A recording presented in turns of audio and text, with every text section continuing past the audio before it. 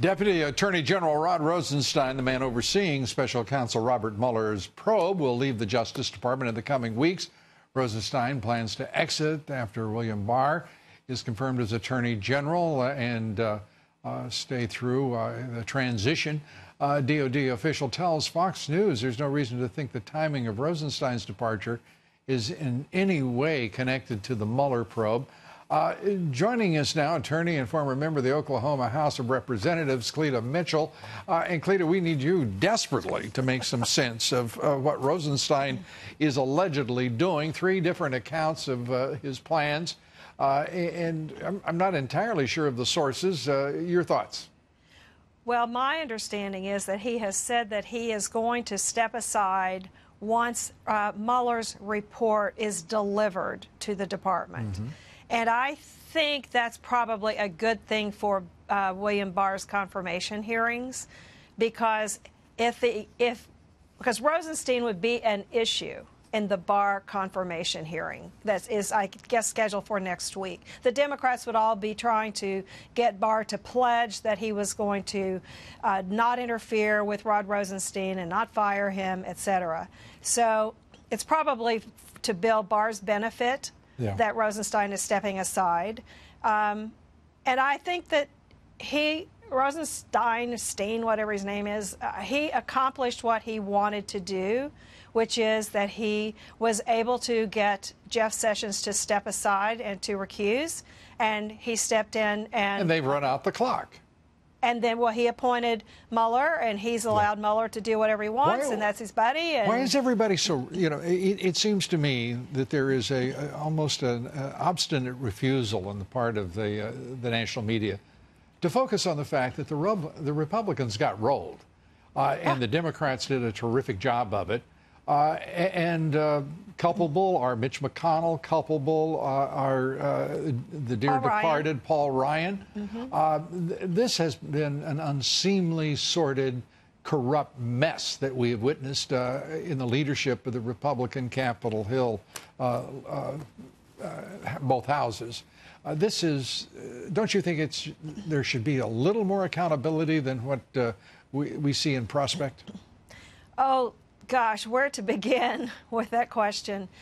You remember that Congressman Devin Nunes, who was the chairman of House Intelligence, he went to Paul Ryan and told Paul Ryan in the spring of 2017, we have just discovered that indeed the Obama administration had put the Trump campaign under surveillance. And I would like to go, I want to give you the heads up, I'm going to advise the White House, which he did.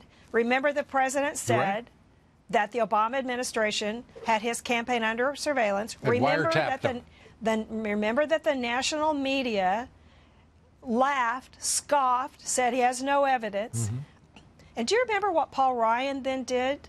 He made Devin Nunes step aside for a period of nearly a year for an ethics investigation. For something that he had been cleared with him before he did it. Now, that to me says everything you need to know. A congressional subpoena, they finally issue a subpoena to Rosenstein. It's part of what we need to know, Cleta, but the rest that we need to know, when you look at what Ryan and the Republican leadership is culpable of and for, and then you look at what has happened in our Justice Department. Not a single person has been held to account. Departed, fired, resigned, retired, reassigned. As Congressman Jim Jordan is fond of saying, he's never seen anything like that in any agency or department in his career. And yet there is not one of them in prospect of punishment for their deeds and their corruption. Well, we did see some heads roll at DOJ, but we didn't see them prosecuted. For Andy you saw some heads move. You didn't see any of them prosecuted. Well, they're all probably still, although McCabe is probably still getting, he may be denied his retirement. Well, I'm just saying to this point, they haven't been prosecuted. Nothing. And what makes me upset is, and I think it makes a lot of people upset, is that this whole special counsel situation is a complete farce. This was a, quote, counterintelligence operation from the beginning. And well, you said it. It's terrible. It's a farce. President Obama has immense responsibility here. Yeah. And to this point, the national left-wing media has given him an absolute free pass. Cleta, I'm going to have to end it. Yeah. You get the quick last word. I'm just going to say, you know, he's their God, and they think Obama is infallible.